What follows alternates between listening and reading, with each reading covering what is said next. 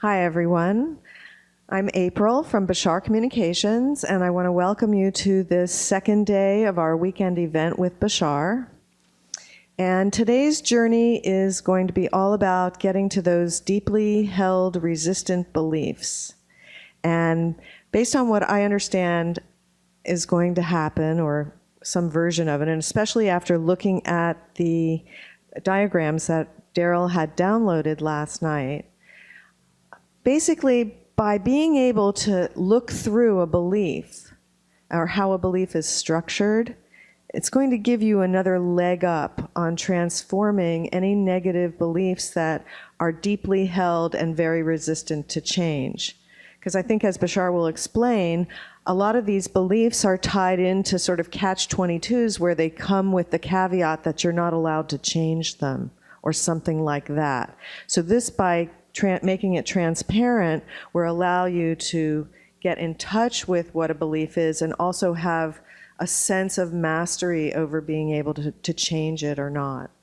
So I think it's going to be really exciting. And then in the afternoon, after our lunch break, we'll have the holotope experience. And that's this development here that was created by somebody in collaboration with Kirby Seed. Kirby, please stand up, because I just really want to...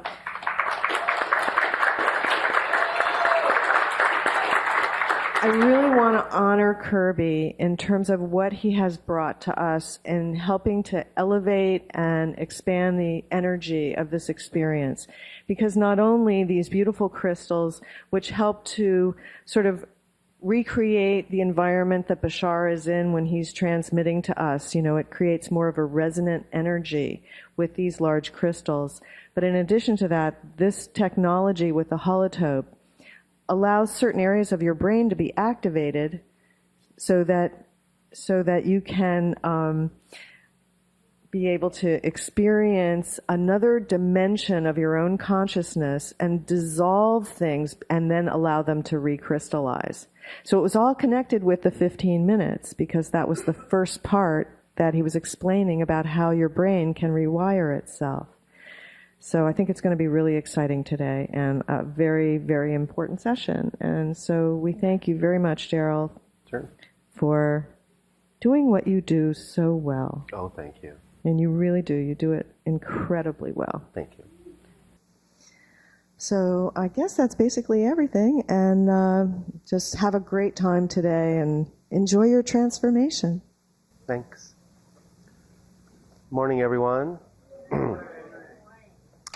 I guess we'll just get right into it. So have a good time today, and I'll see you later.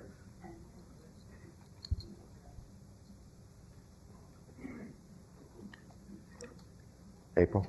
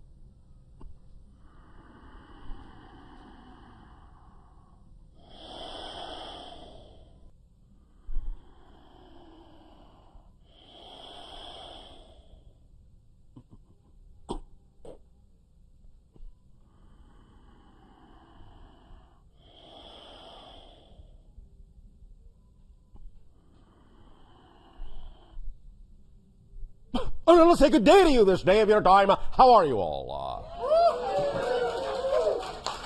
All right. First of all, once again, we thank each and every one of you for your participation in the co-creation of this interaction and allowing this transmission to occur. This day of your time, this transmission is part 2, as you call it, of a 3-part transmission. Last night of your time, in your time, moments ago to us, we spoke about the idea of 15 minutes and counting, wherein we describe the idea of the plasticity of the neurological net of the brain and how every thought, every idea, every feeling, every belief, every definition changes, literally changes the pathways, the neurological pathways of the brain, and how, in what we are about to transmit, the information therein can allow you more efficacy in taking those changes and forming those changes along certain vibrational lines to instill certain pathways that will become more superconductive and hyperconductive, to allow you to become a more refined antenna, to allow the brain to become a more refined receiver of the downloads from the higher mind, so that the physical mind, in having that brain rewired into a more receptive, more clearly receptive antenna, then the physical mind can take what it perceives as more representative of the vibration of the download from the higher mind, and you can be more in accord, more in alignment, more in agreement with the idea of the guidance of the higher mind. In understanding that it takes about 15 of your minutes from the beginning of the rewiring for that rewiring in the brain to go from a plastic state to once again a crystallized state and hardwire itself with the new information. This transmission has been designed, and later on the holotope experience specifically has been designed to allow, during that plastic state, when it is going from rewiring to hardwiring, to be imbued with the appropriate frequency to ensure as best as possible that when it is hardwired, it retains the appropriate vibration that will allow your brain to become a clearer receiver and an antenna for the download vibration from the higher mind. But before we get to that point, in our third part of the transmission, we would now like to examine and explore with a kind of an X-ray approach the idea of what beliefs are, what it is you are specifically looking to change. And this is why we have entitled the idea Brick Walls and Beliefs, because we understand that very often when you have a belief and you wish to change it, you say you prefer to change it. Sometimes we know that many of you experience a great degree of difficulty in allowing that belief to change. So what we are going to examine today is the actual nature of, the actual structure of beliefs, so that perhaps by gaining some insight into the actual structure of the belief, you will understand how it is organized to perpetuate itself, and you will perhaps also gain greater understanding in understanding that how that organization works, and how you can, in a sense, break it down, how you can deal with the different components of the belief, how you can recognize the different tricks, in a sense, that negative beliefs have in their toolkit to perpetuate themselves and make it seem as if it is difficult or maybe even impossible to change that negative belief. The idea, first and foremost, as we have discussed before, of course, is that when you attach certain kinds of beliefs to your motivational mechanism, you are then automatically and immediately propelled in the direction of reinforcing that belief. And the idea of the motivational mechanism is, again, quite simplistic. You are always motivated by the same mechanism to do whatever it is you choose to do. Always, without exception. You only have, really, two basic motivations that are really simply different sides of one motivational mechanism. Your motivational mechanism is simply that you will always immediately move in the direction of what it is you perceive to be or define to be more pleasurable. You will always and immediately move away from what you define to be or perceive to be more painful. The key herein is the idea of what it is you define, what it is you believe, what it is you perceive to be pleasure and pain. Many of you say that you, in a sense, intellectually recognize what it is you prefer, and yet you do not necessarily understand why it is you do not choose it, why it is you do not always act on it.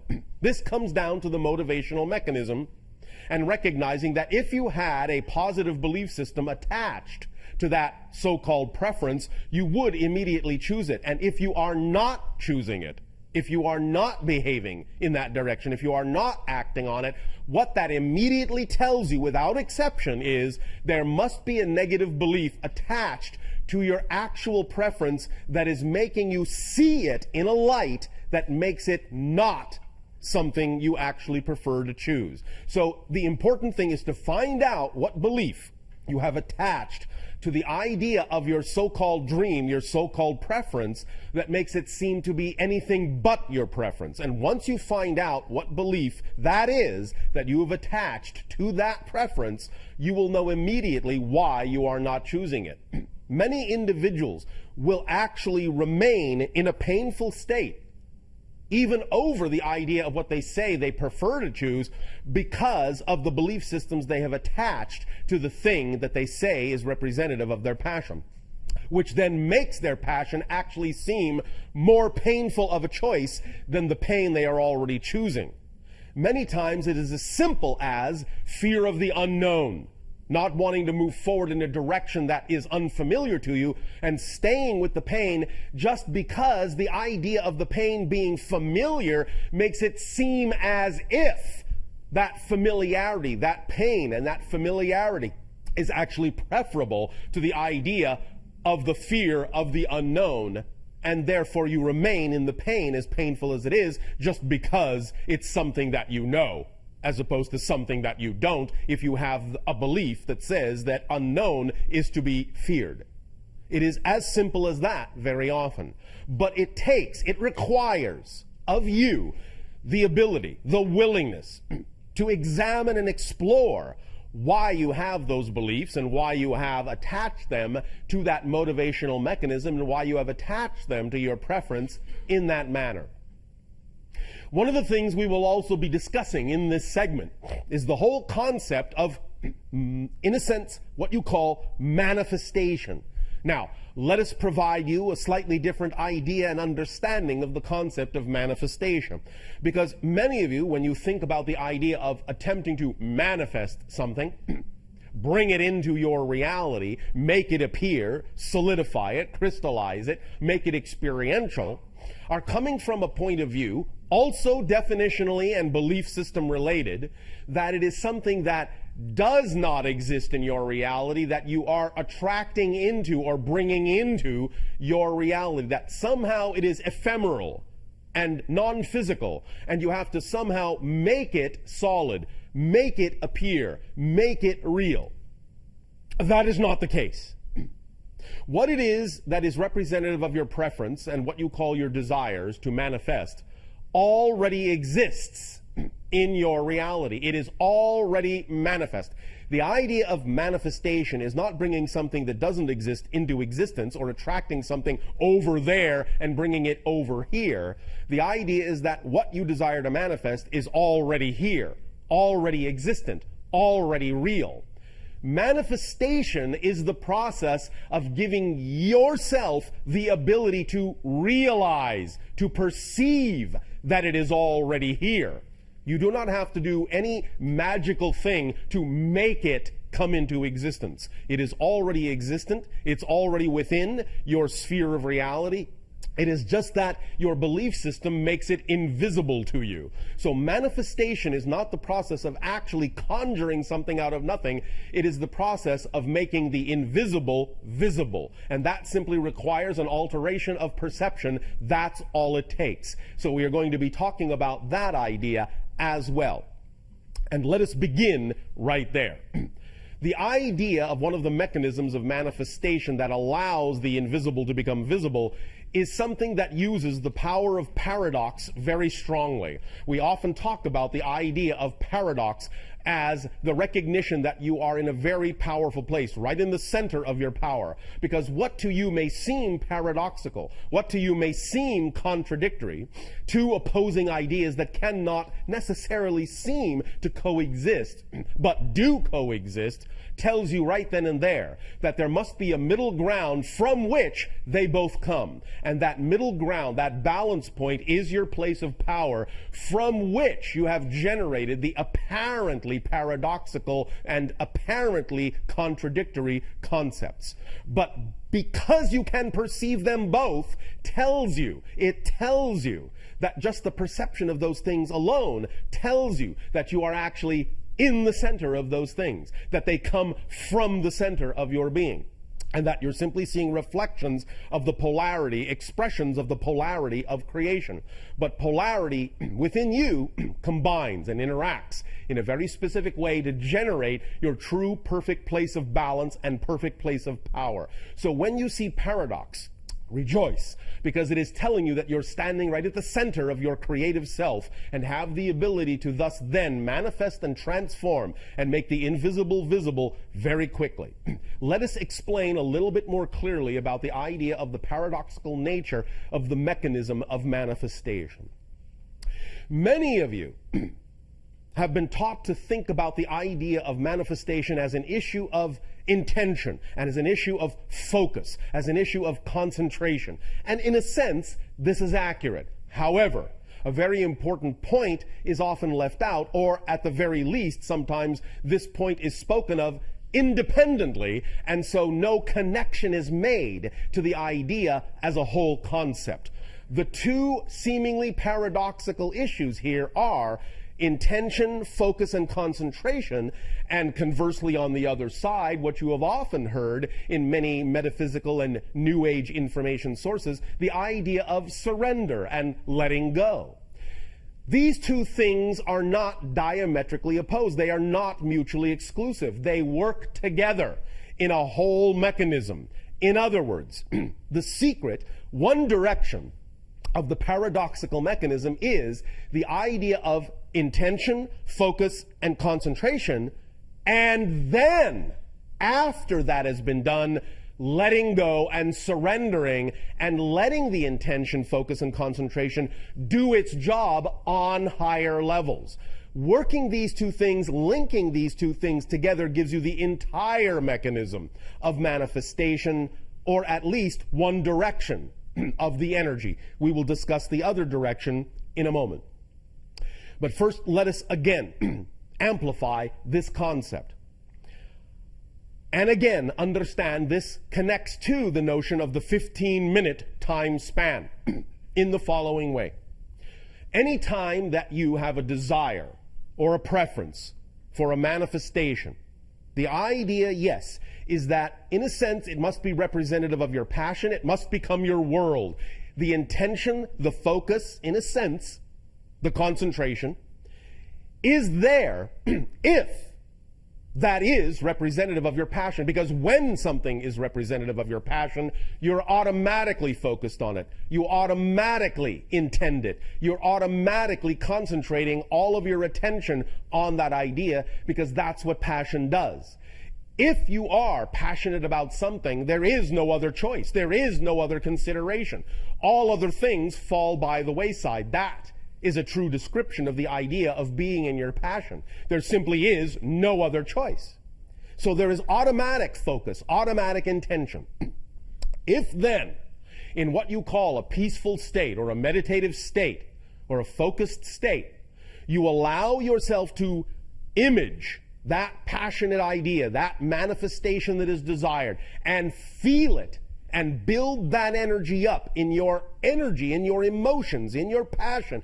Build that energy to a peak over the course of simply 15 minutes and no longer, sometimes even less. When you get proficient at it, you don't always need all 15 minutes, but 15 minutes at the most is all that is necessary for you to activate the idea of the wheels, of the gears, and put it in motion with regard to the idea of allowing the invisible to become visible.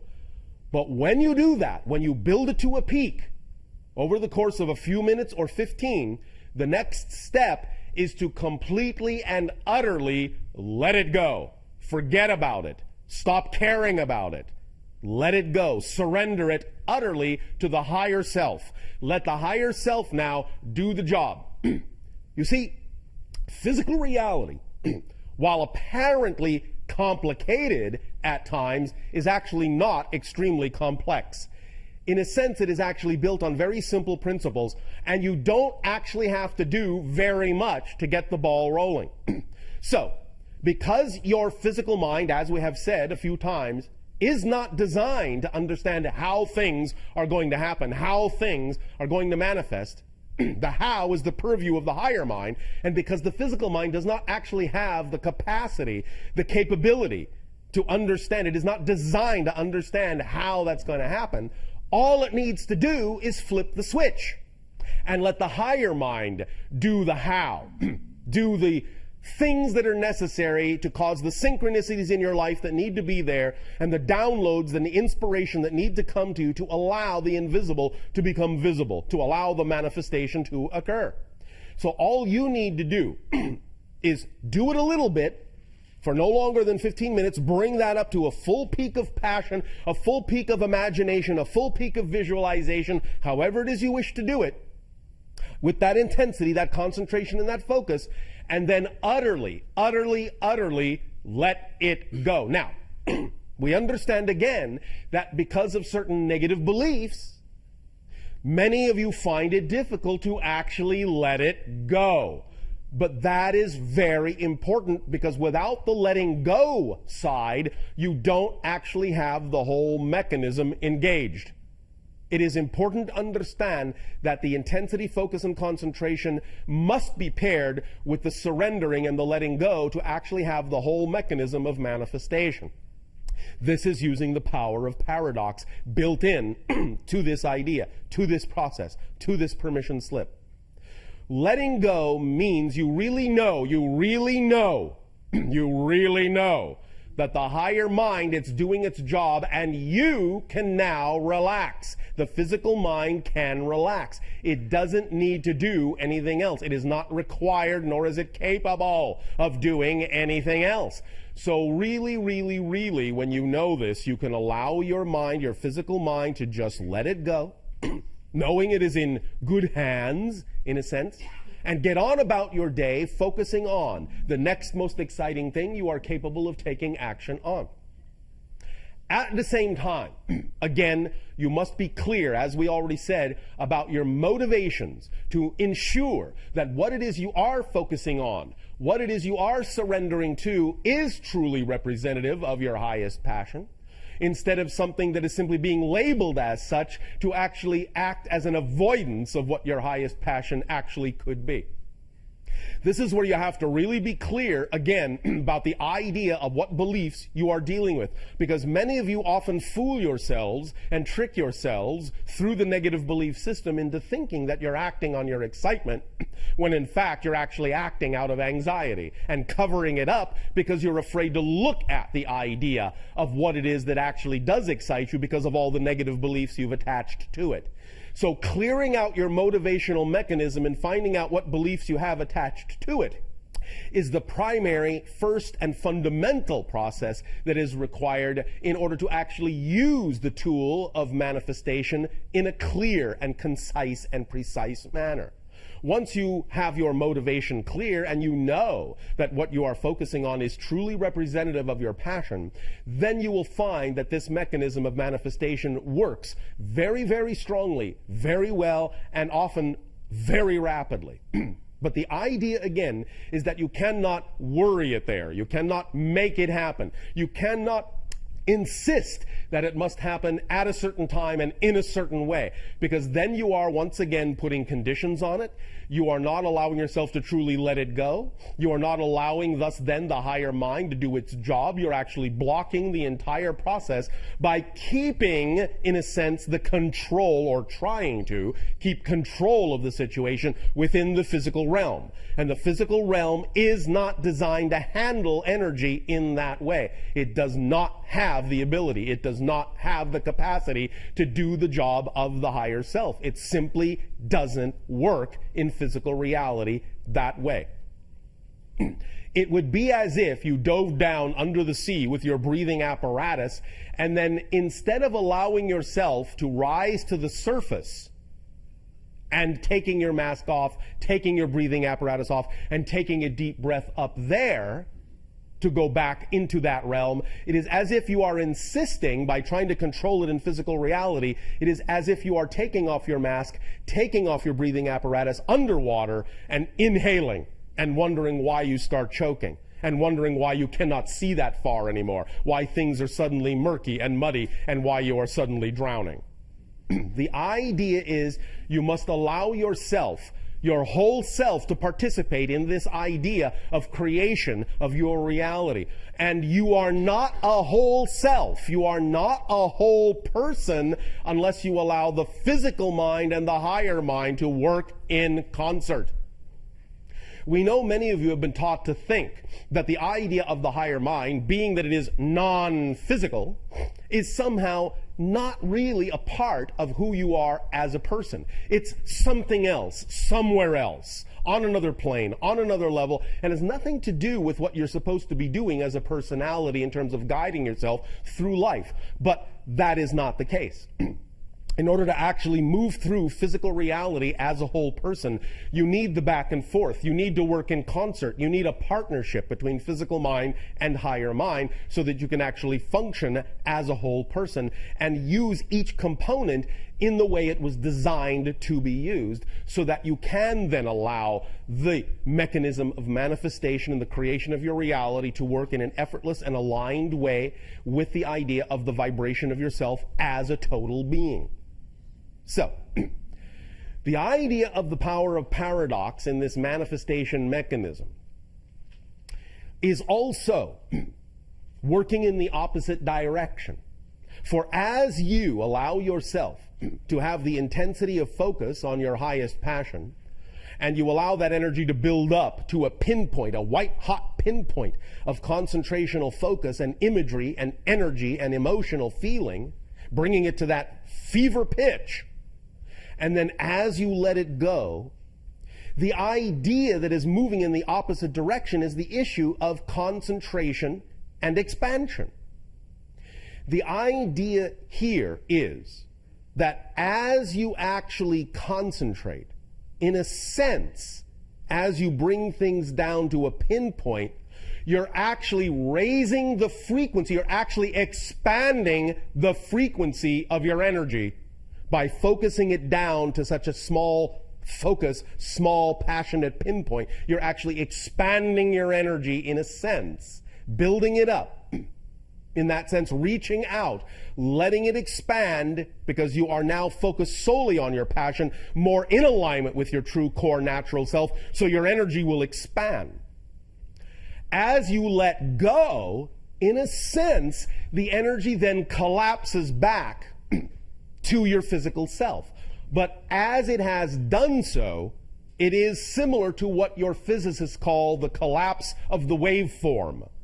What this means is, as you focus and as you concentrate, and as you expand and expand and expand your energy bubble, you are containing all probable ways of manifestation that are best for you, that could occur. You're expanding your probability net. And as soon as you then surrender and let it go, and that energy bubble collapses back down to your immediate reality, you are allowing the bubble to then automatically choose the highest probabilities that will actually help you bring the manifestation into your awareness. So this is the paradoxical mechanism, is as you focus, as you concentrate, as you, in a sense, narrow your field of view on the thing that you are most passionate about, you actually expand your bubble of energy probabilities. And as you let it go, as you release, as you surrender, you actually allow the bubble to collapse down to the most likely ways, the paths of least resistance that are there for you to bring the kind of synchronicity into your life that will most likely, most probably allow for that manifestation to occur in the most effortless, most rapid way possible. Do you understand this mechanism? Yes. All right. So now, let us move forward into the understanding that in using the power of paradox in this way, in understanding how this mechanism works, the most important factor in this entire process or permission slip is getting a handle on the beliefs themselves that are at play in this mechanism. Because it is only the beliefs, it is only the definitions that will color these mechanisms. These mechanisms work automatically. They are neutral. You don't have to do anything special in a sense to make them work. They work for everyone. They work for everyone the same. Throughout creation, they work for everyone the same. It is just what is built in to the structure and nature of existence itself. Because existence is, in that sense, constantly the fluctuation of the polarities, the fluctuation of the paradoxes. It is constantly coming and going. It is constantly creating and renewing. It is constantly, in that sense, breaking down and building up. That mechanism is built in. It is the breathing in and the breathing out. It is the yin and the yang. It is always there. You don't have to do anything special to make the mechanism work for you. This is not about learning how to work the mechanism. This is about how to allow the mechanism to work in the clearest possible way, in the most aligned way with who you truly are, by clearing out the belief systems and the definitions that have nothing to do with you. The things you have inherited, the things you have had handed down to you, the things that come from other people that are not you. This is this. Right now, this idea of this structure, in understanding how beliefs are structured and thus then how they color your utilization or your ability to recognize the utilization of these mechanisms. Positive beliefs, as you may observe on the diagram, are by definition, in a sense, expansive. You have a positive belief. All beliefs, even positive beliefs, have a mechanism within them that are self-reinforcing, self-perpetuating. They have to, by definition. Otherwise, if they didn't, because beliefs really are ephemeral, if they didn't have a self-reinforcing component, you would not be able to actually have a sustained, perpetuated experiential reality in that belief. You would not be able to see the manifestation of that belief if they didn't constantly perpetuate themselves, because they are constantly being chosen. Second to second to second to second to second to second to second. It may seem as if, it may appear as if, in the illusion of space-time, in the illusion you create of continuity in space-time, it may seem as if, once you have chosen a belief and it perpetuates itself, it may seem as if it is the exact same belief, just rolling along and rolling along and rolling along. But that's not exactly what's happening. The idea of the perpetuation of the belief, the idea of the inertia and the momentum, is simply that the perpetuation mechanism is designed in such a way as to inspire you, shall we say, to continue to choose the same belief again in the next moment. Because in the next moment, it is a whole new reality. You actually have to keep choosing the belief every single nanosecond in order to actually have an experience of ongoing perpetuation. So the idea of the self-perpetuating mechanism in a belief is not that it simply has an automatic momentum that carries it through space-time. It is that it has an automatic perpetuation mechanism that seems to make it, that makes it seem like the thing to keep choosing over and over and over and over and over again. Because as you do that, you are actually creating a new reality, new reality, new reality, new reality, new reality. But if you are, in a sense, buying into the perpetuation mechanism of that belief, positive or negative, then what you're doing is creating a completely new reality every moment that looks very much like the reality you created a moment ago. And as you keep creating similar realities, you thus create the illusion of continuity, that it is the same reality and only changing slightly, instead of understanding that it is a completely different reality that has changed completely, except you are making it seem as if it hasn't by simply allowing yourself to buy into the rationale of the perpetuation mechanism that says that that belief must be recreated again and again and again and again and again and again and again. Now, when it is a positive belief, obviously this is representative of alignment with your true natural core self, and you don't mind that it is, in a sense, inspiring you to recreate it again and again and again and again. But where you have your difficulty is when you don't understand why you are recreating the negative beliefs that you say you don't prefer again and again and again and again. As you can see from the diagram, and even though this is an oversimplification, it will do to illustrate the point. Because of the nature of positive beliefs being integrative in that sense, they are, in a sense, more simply structured. They don't need to be complicated. They don't need to be, in that sense, very diverse, because that is in alignment with your true natural vibration. Therefore, they are very simply structured.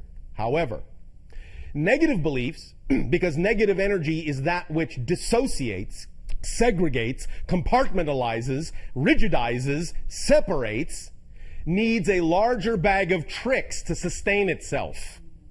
Thus, it will go from the fluid, ever-expanding positive structure, the simplistic, expanding circular structure, in a sense, euphemistically, to the rigidized, crystallized, and non-expanding structure that will thus then contain several compartments and several bags of tricks that it uses to reinforce itself to make it seem like the thing to keep choosing over and over and over again. And here is where the X-ray vision comes in very importantly. You have to recognize what those tricks are, and thus then by recognizing them, by identifying them, catch yourself so that you are not then simply succumbing to the rationale that you have to keep creating and choosing to create in every new reality that belief over and over and over and over and over and over again.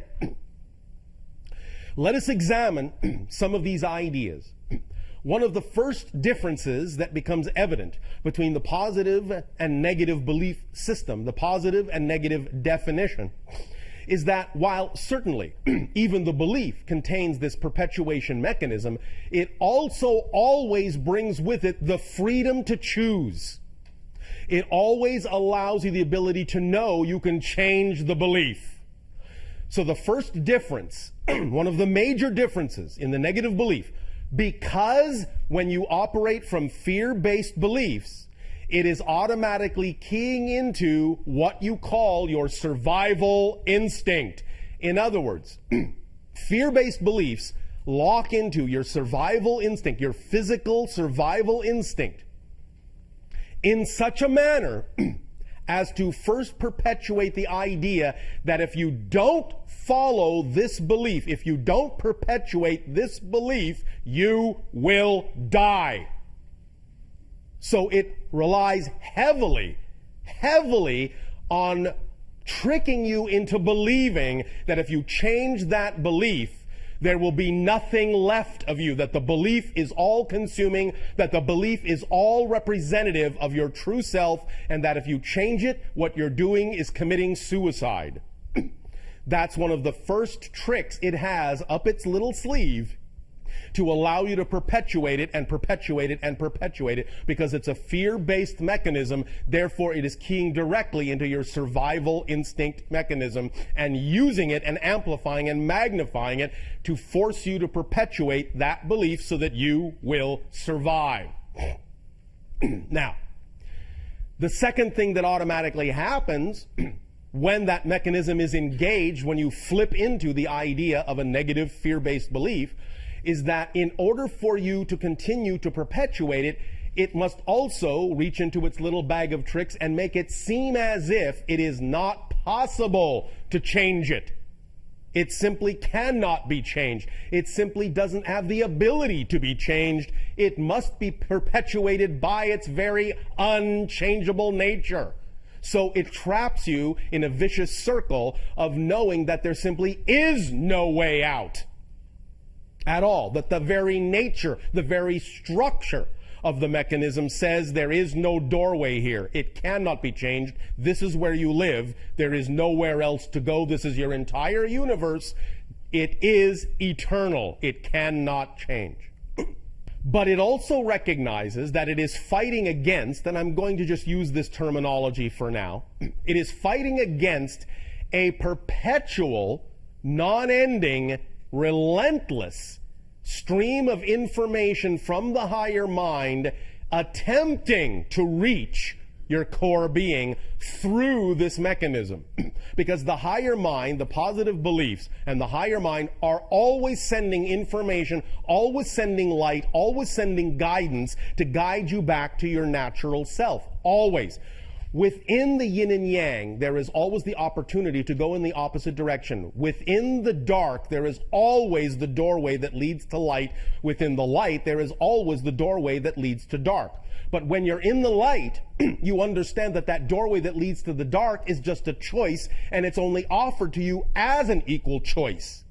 But when you're in the dark, the doorway that leads to the light, from the dark's perspective, is something to be avoided at all costs. So even though it cannot actually close that doorway, it will thus then disguise the doorway with an illusion of unchangeability, so that you will not see the doorway, so that the doorway will become invisible to your consciousness, because as we have said, you cannot perceive what you are not the vibration of. When you are in an enlightened state, you can see all choices, even the negative ones, because they are all equal choices from the perspective of the higher mind. But when you are in the lower vibrational state of a negative belief and fear system belief, then the idea is that it must disguise these things that exist as choices to make it seem as if there is no choice at all. So, tapping into the survival mechanism, the first thing it does with that energy is it disguises, it covers up that doorway so that you don't even know you have a choice to go back into the light, because that doorway is always there. And the array of tools it uses to take your attention off that doorway, to make you look in any other direction other than that doorway that leads to the light, are these that are generally described surrounding the mechanism, like, in a sense, a viral cell. Like the idea of electrons around the nucleus of an atom. And it will constantly switch back and forth and use these other tools and techniques in a variety of ways, in a variety of combinations, to constantly keep you off balance, to constantly keep you unable to see that doorway that leads to the light. A variety of mechanisms, such as the idea of projection, such as the idea of rejection of ideas, such as the idea of paranoia, so that you will not believe what anyone is saying to you when they are actually attempting to help you, so that you can, in a sense, avoid all information that will actually be to your benefit by seeing it in a light, by projecting it from the dark vibration with a dark energy, so that even the light looks dark to you. And in that sense, seeing everything in a negative light will keep you off balance.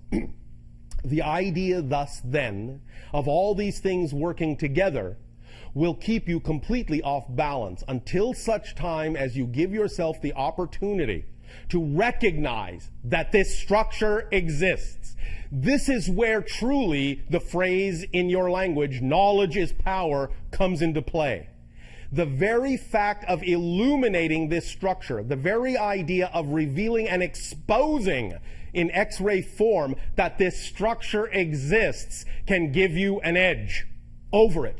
Because once you've identified the structure, once you have identified the negative belief, once it becomes transparent to you and you understand what all the tricks are, something happens to that structure.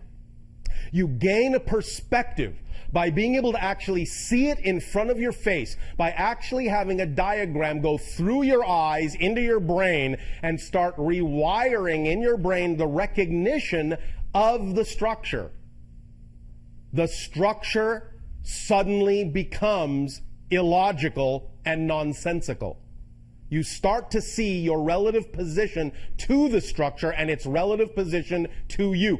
You start seeing it as nothing but an illusion, nothing but a filter, nothing but a template overlaying the idea of your true self. And you start seeing the idea of you bouncing around in all these little crystalline rooms and being, in a sense, fooled and tricked into believing all the things that it is attempting to get you to believe, to perpetuate itself from moment to moment to moment to moment to moment. Our personal favorite trick of negative belief is the one you see called reward. This is one of its most insidious little tricks. negative beliefs will actually use positive reinforcement to reward you for buying into the negative belief, so that you will then only recognize it as the thing to do. This is where it uses the motivational mechanism. This is where it attaches an apparently rewarding result to having chosen the negative path, and makes you feel good about yourself and makes you feel safe and protected for having chosen the safer path, which is only another way of saying the negative belief in this case. So in recognizing that it does this, that it uses all these tricks, you can begin to really examine each and every one of these. And the way to use this template is to take specific negative belief ideas, by examining them in ways that we have discussed before, by finding out what that belief is, such as, for example, I am unloved. And taking that and putting it in the center of that diagram and looking at all the different ways the tricks are used to reinforce the idea that you are unloved, and to make it seem like the thing to keep choosing, to make it justified, rationalized, rewarded, to develop the paranoia that forces you to not look for the reality where you are loved. One of the most insidious ways it has of reinforcing your inability to go in that direction is to make you believe that if you actually go looking for the positive side of that belief, you won't find it, because there is no such thing. It can't be true. And thus then when you go looking and find out it doesn't exist, you will then be disappointed. You will then find out that you really are as bad as you've been told you are. And so to avoid that reinforcement of the negative self at all costs, you will simply stay within the negative self. Look at how insidious that is. It is actually saying, don't go looking to prove the negative. Stay in the negative you are in, because the negative you are in is at least better than proving that the negative is true. It's actually using itself to reinforce itself by saying, you don't want to go and find out that what I'm telling you might actually be true, because at least here you have a shadow of a doubt, a tiny shadow of a doubt. I'll allow you that much. That's your reward. But if you go looking to find out whether or not what I'm telling you is true, well, you'll only find out that what I'm saying is true, and then there'll be no doubt whatsoever. So at least stay here and hold on to that tiny crumb of a doubt. At least that will allow you to survive. Miserably, but survive. But if you go looking and find out that what I'm telling you is the absolute truth and you are worthless, well, then your whole world will crumble. Then you will annihilate yourself. Then you will not survive. Because how could you possibly survive absolutely knowing that you don't belong in creation? How can you survive absolute knowledge that you are worthless? How could you survive that? You can't, says negative belief. You can't. So stay here and just play with that little doubt that I'm giving you, that it, well, I don't know, it could be true, that, or maybe it's not, I don't know, but this is safer. At least here I'm alive, as miserable as I am, so I'll keep perpetuating this, and I'll bring the doubt with me, and I'll keep wondering, could it possibly be true that I'm really this worthless? Maybe I'm not. Oh, but if you go looking, you might find out that you are. Okay, I'll stay here. Again and again and again and again and again and again and again and again and again and again and again. But now, allowing your higher mind through our reflection to you to see the diagram of the tricks it is using to create these scenarios, to create the illusion that you must perpetuate the negative belief. This diagram will now begin to imprint itself in your neurological net just by looking at it. And when we do the holotope experience, the 15-minute meditation later, we will burn that image into your neurological framework right into your template, so that from this point forward, you will not be able to forget that this bag of tricks is being used on you when you succumb to a negative belief. And that will give you an edge, just enough of an edge, so that when you find yourself falling into a negative belief and perpetuating it, and going, oh, poor me, this is my lot in life, I will never escape this, there is no way out, it's not changeable, what you're saying to me is not true, you are my enemy by telling me I am loved, then you will remember this template and suddenly go, oh, wait a minute, something's breaking through, I'm getting a whisper, I'm getting an echo from the higher self that this might just be a trick. You'll start remembering that the bag of tricks is being used on you, and suddenly you will realize the fallacy, the folly, the illogic of it, the nonsensicalness of it. You will recognize that it is just a belief like any other belief, that you don't have to believe what it is telling you, that you can believe what you prefer, you can switch over to the positive frame of reference, that you have freedom, that you have choice, that you have inspiration, that you have growth, that you have positive synchronicity instead of negative synchronicity, that you can expand instead of contract. And you can start to see through the illusion that the negative belief is desperately trying to get you to believe, because it is basing that desperation on the idea that if you let that negative belief go, you will die along with it. The idea, however, to also further understand is that that is also a fallacy. The negative belief will actually never die. It will simply become equalized as one of the many infinite choices you have to choose from. And you will see it that way from the positive side, from the positive perspective, that yes, that belief is still there. I could still choose that negative belief.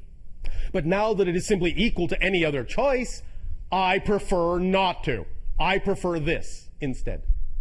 So it will not really die. But it will do everything in its power to convince you that if you change your belief, you will annihilate that belief.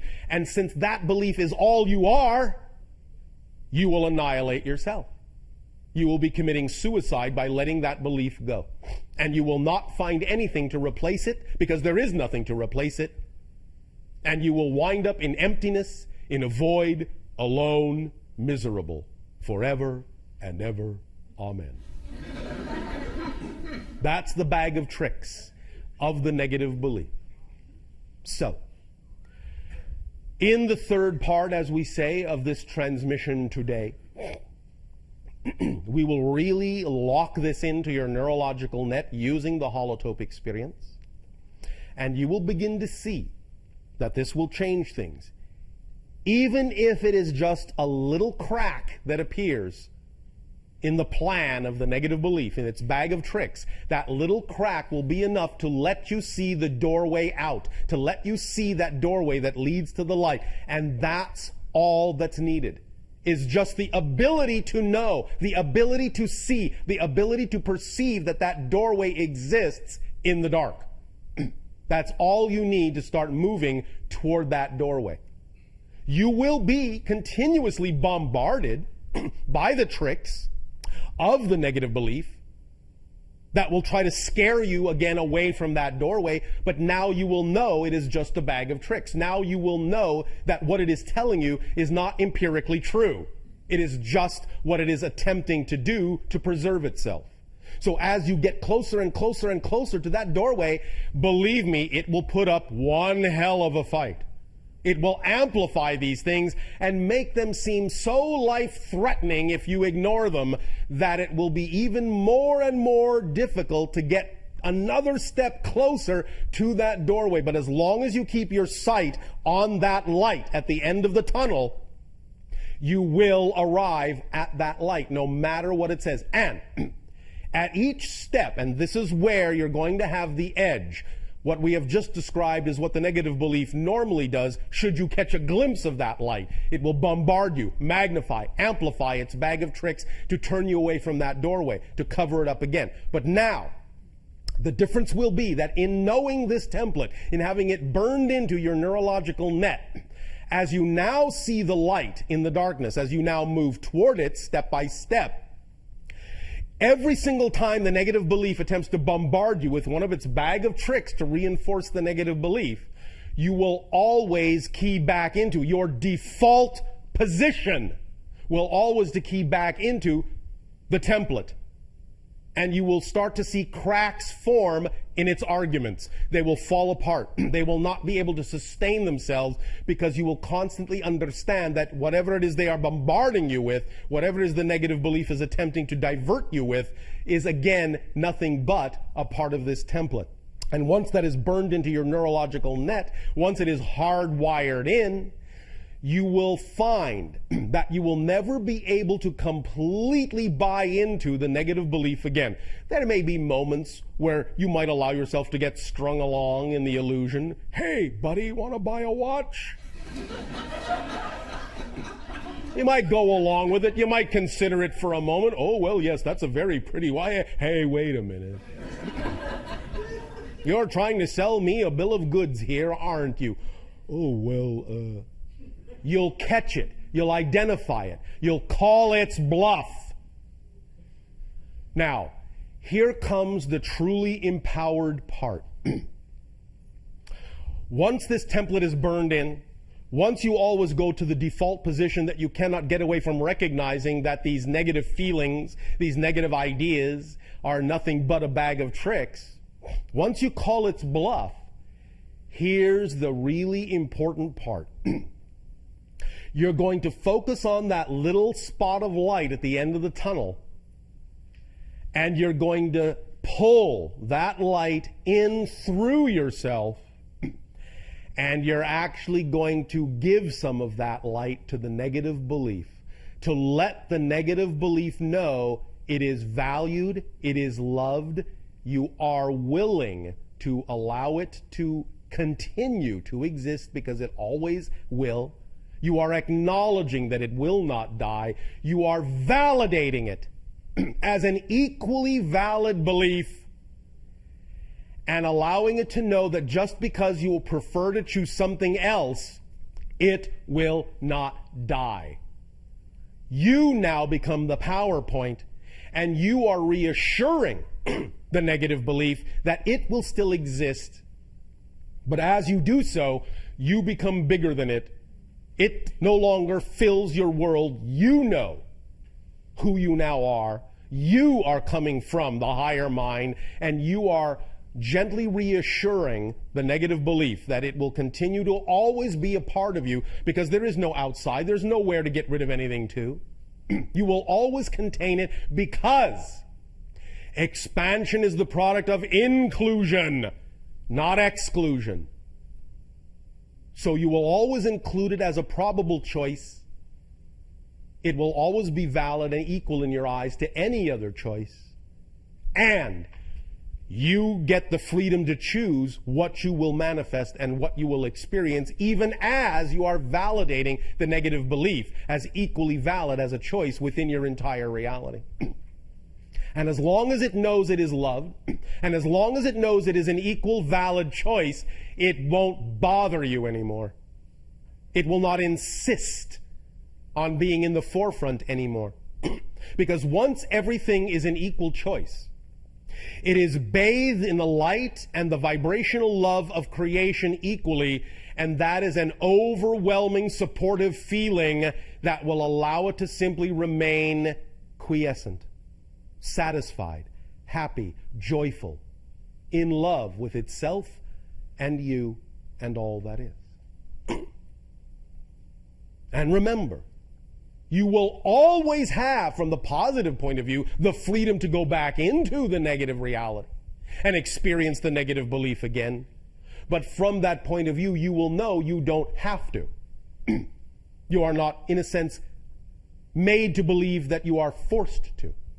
You will recognize that that is just an illusion, and you will continue to choose through the manifestation mechanism we already discussed and the motivational mechanism that we discussed in terms of how to clear it. You will continue to choose what you prefer, knowing that the ideas the negative belief attempted to trick you into believing are not empirically true. That if you exist, there is something for you that is absolutely ecstatic. And if you stop listening to the negative belief that insists that the only way to be happy is to pay attention to what it is telling you, that it must be done a certain way, that it must be rigid, it must be controlled, it must be in this template. As soon as you know this diagram exists and it's burned into your neurological net, you will know that that is never empirically true. That it is just a belief. You will see it for what it is. You will have X-ray vision. It will be built in to your neurological net. Now, the first question that comes up is, well, if that's built into the neurological net, and yet if the neurological net is always capable of being plasticized and reformed, can't that go away? Yes and no. Because once you know it's possible, once you have decided to allow yourself to align with the freedom to choose, with the positive vibration, once this is burned into the neurological net to begin with, there will always be the echo of that choice. Because again, when we talk about the idea of the plasticity of the neurological net and changing the pathways of your brain, because everything exists at once, that means that all the other possible pathways also still exist as probabilities, including the ability to see this only as a template, only as a trick. Burning it in a certain way through the holotope meditation will allow you to always remember that it's always there, even if only as an echo. It is still always something that you will remember exists as a choice. So you will always be able to choose it if you prefer to. You won't forget it again, because you will know that memory is created in the moment. And even if you play a game where you forget it in this reality, this reality, this reality, this reality, this reality, burning this into the neurological net even once, seeing it this way exposed in X-ray form even once, will allow that crack to form so that as you create those new realities, even if they are negative, it will weaken over time. Something will creep in. The echo, the memory of the neural net, of this template will creep in, and the negative reality perpetuation will weaken, will soften, will dissolve over time. Until you once again remember that you can create something different. Until you once again experience that you have freedom of choice. This is why this has been done in this 3-part transmission. For we get your mind to focus on the idea of the plasticity and the rewiring, and now we allow your mind to begin to consider and ponder the idea of this X-ray structure, and then we take the idea of the multidimensional framework of your existence and we allow you to crystallize this idea on more than just the physical level. Because the idea of the neurological net in your brain is not just a physical one. Because it is the nexus point between the higher mind and the physical mind, because it is the receiver, because it is the antenna, because it is the template reality, because it straddles both worlds, because it has an etheric and a physical component in the brain, it is capable of imbuing this information, in a sense, into what you might now in your modern technology call a virtual memory. So that even if in your physical neurological pathways they are not indicative and not conducive of the idea of bringing back the physical memory, the virtual memory of this will always be there. And you will know that. There will always be this nagging feeling that you're missing something. Even when you're caught up in the negative reality for a moment, there will always be this nagging feeling, this little crack through which that higher mind's virtual memory will come through the template and imbue you with at least the nagging feeling that something else is there. There's another choice to be made. This isn't all of it. This isn't it. You will start actually taking the doubt that the negative belief is leaving you, because it has to leave you, that doubt, or you'll go searching. You can actually use that doubt in a positive way. That doubt will now flip around, and it will be the doubt of the negative belief. You are taking advantage of one of the weak spots in the negative belief's arsenal of tricks. It has to leave the doubt factor, or you'll go looking for something else and find out that what it was telling you was not necessarily true. It has to leave that doubt factor so you won't go looking. So you can take advantage of that. That's the little doorway. That's the little crack through which now this positive energy will leak and turn the doubt against, in a sense, the negative belief. Turn it in the direction of the positive door, the light that exists in the darkness. Does that make sense to you? Yes. All right. We will thank you for the co-creation of this particular phase of the transmission.